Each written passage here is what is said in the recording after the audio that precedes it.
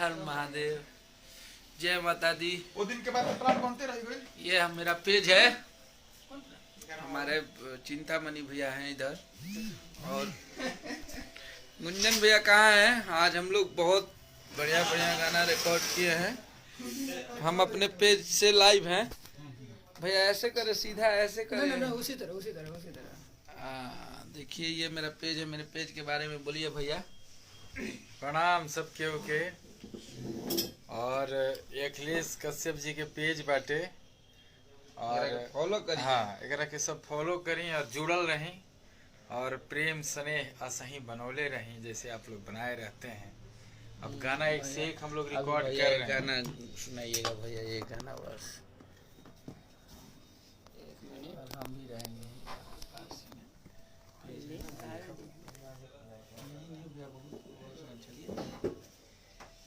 हम लोग आज 2-3 गाना रिकॉर्ड किए हैं बरियार एकदम, जो कि आप सबके बीच में बहुत जल्द आएगा, यानी परसों तरसों तक एक गाना तो रिलीज हो ही जाएगा। हाँ।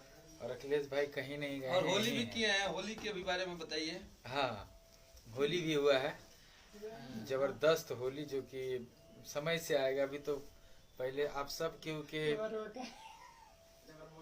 नए साल की ढेर सारी शुभकामनाएं, क्योंकि बहुत जल्द आने वाला है नया साल। तो नया साल का भी कुछ गाना वाना का हम लोग सोच रहे हैं करने के लिए। म्यूजिक डायरेक्टर इसके म्यूजिक डायरेक्टर भाई श्याम, नमस्ते करो पेज पे, नमस्ते करो। अच्छा, प्रणाम सबको प्रणाम। और तुम झुको, तुम्हारा दिख नहीं रहा है शरीर, दिखाओ। मुटिया बजे तनी हम मोबाइल एक श्याम है, श्याम। एक सैड सॉन्ग गा दीजिए अमित यादव। बिल्कुल बिल्कुल गा दीजिए भैया। तोरा बिना दुनिया, ये वाला।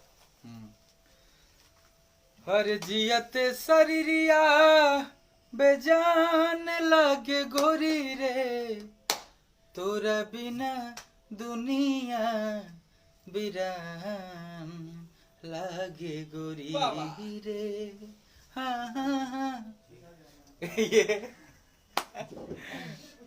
और अभी बहुत सारा सैड सॉन्ग भी रिकॉर्ड हुआ है, अखिलेश भाई लिखे हैं। और हम लोग सब भाई पे आप लोग प्रेम स्नेह ऐसे ही बनाए रखिए, सभी भाइयों पे। क्या बात है, बहुत अच्छा। कब आएगा भैया न्यू ईयर का? हाँ भाई आइए। चलिए प्रणाम। फिर अब बात करिए अखिलेश भैया से। अखिलेश भाई बात करिए। ई नया से फोटो फॉलो करवा भैया। एगो गाना गा दीजिए भैया कि अरे रे मोरी चांद के डोलिया में जन ले जाए कहाँ वाला गा दीजिए। सुना होता हमरो तयाज संसार। और कैसे बात? अखिए के सोझा बिछड़ा, वाह वाह।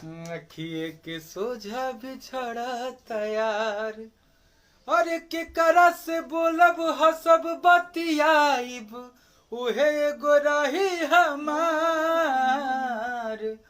अरे रे मोरी जान के, अरे रे मोरी चांद के डोलिया में जनी ले जाए कहा। अरे रे मोरी जान के डोलिया में जनी ले जा कहा। चलिए, तो ये गाना आप लोग सुनबे किए हैं और बाकी सब गाना आ रहा है। हमारे भैया चिंतामणि जी हैं, जो कि बहुत अच्छे इंसान है। हाँ, बहुत अच्छे प्यारो है। हाँ, प्यारो भी है और इंसान भी है, दोनों। बाकी नमस्कार। और आप सब ऐसे ही आशीर्वाद प्यार देते रही जाए। ये हमार अभी कहाँ बनी गुंजन भैया, ये भैया हैं पटना में आदिशक्ति फिल्म्स। और आप सब ऐसे ही मेरे पेज को आप सब बहुत सारा आशीर्वाद प्यार दीजिए। और पवन भैया को गाना बिल्कुल देंगे, सबको देंगे भाई।